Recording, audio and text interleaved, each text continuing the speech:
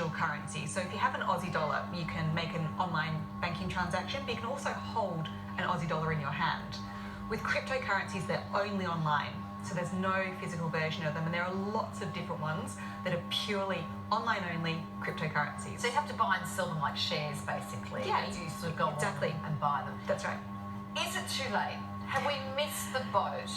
People who got onto Bitcoin 3 years ago, they're doing okay, but if you're a latecomer to it, the ship has sailed. When you look at the share price of Bitcoin, it is like a roller coaster. So if you got in a couple of years ago, you might have actually bought at a peak and then it fell down a lot.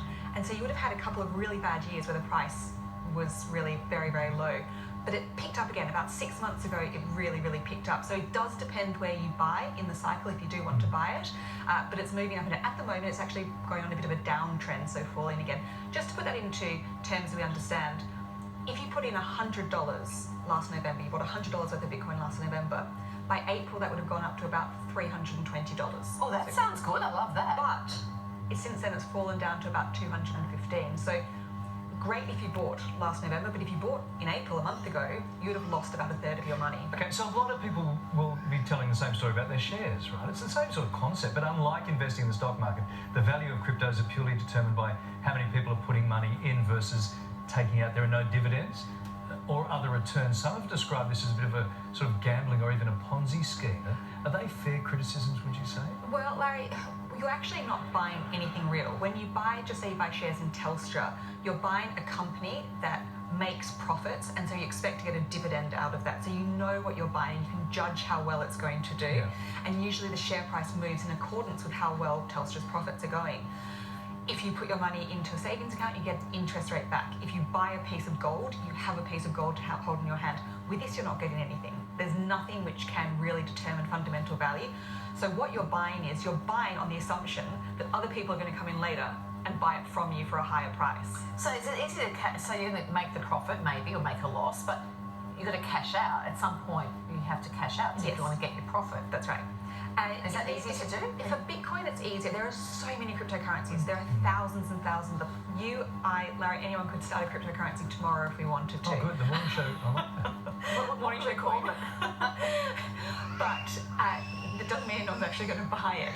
Bitcoin is the one that most people buy, and that's the one that's easier to cash in and cash out of. So yes, if you wanted to sell or buy Bitcoin at any given day, you could. If you go for one that's much less well-known and much less popular and much more risky, then it's going to be more difficult to cash in and cash out. Kylie's Nuggets, we'd call it. Josh Frydenberg, what does he think of this? What does the tax department think of it? Well, the tax department does get taxed, so it gets taxed like a normal asset that has a capital gains tax, so you don't get any exemptions there. Generally speaking, regulation in Australia when it comes to cryptocurrencies, as in most of the rest of the world, needs to catch up a bit. It's still quite loosely regulated, which is a problem for people who buy into it, because if something does go wrong, there's less protections than if you're buying something else.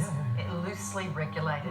Sounds so, for instance, if you put your money into a bank account, you know that it's protected up to $250,000. So if the bank collapses, you will get money from the government guaranteed. There's no such promises when it comes to cryptocurrencies. And if they change the rules overnight, then that changes everything about the equation, doesn't it? It does. And the tax rules. But many people who work in Bitcoin actually want to see more regulation, because they want it to have more legitimacy, and they want it to be better regulated to make people more confident to step in. So there are two sides to that.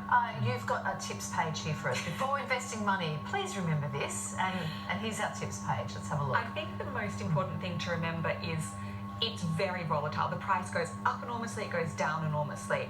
And so never put in, if you're tempted to go in, more than you can afford. And this is a really small part. Even people who work in Bitcoin and sell Bitcoin for a living, they recommend people don't put more than 1% of their overall wealth into it. So don't swing big, tempting as it is to see these huge price rises and think you want to jump on board. Just start very gently if you do want to start. But this is the future of it, because a lot of teenagers are doing it. My boys have bought some, very small, but they were watching Saturday Night Live and watching Elon Musk the other night to see what was going to happen to their Dogecoin or something, being advised by one of their schoolmates on the phone. So like everyone's...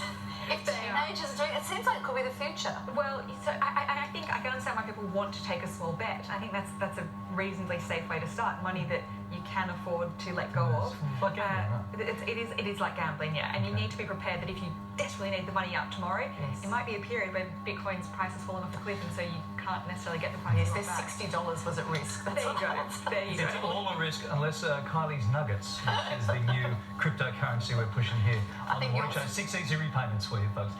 Gemma, thank you very much. We'll talk to you Yours would soon. be worth more. If I bought them from Yeah, you. no, Larry's Nuggets would have a higher. Yeah, but it doesn't sound right, does Yeah, it? when you go to cash them in. Yeah, Yes. it just still doesn't sound right. And no tax on Larry's Nuggets either.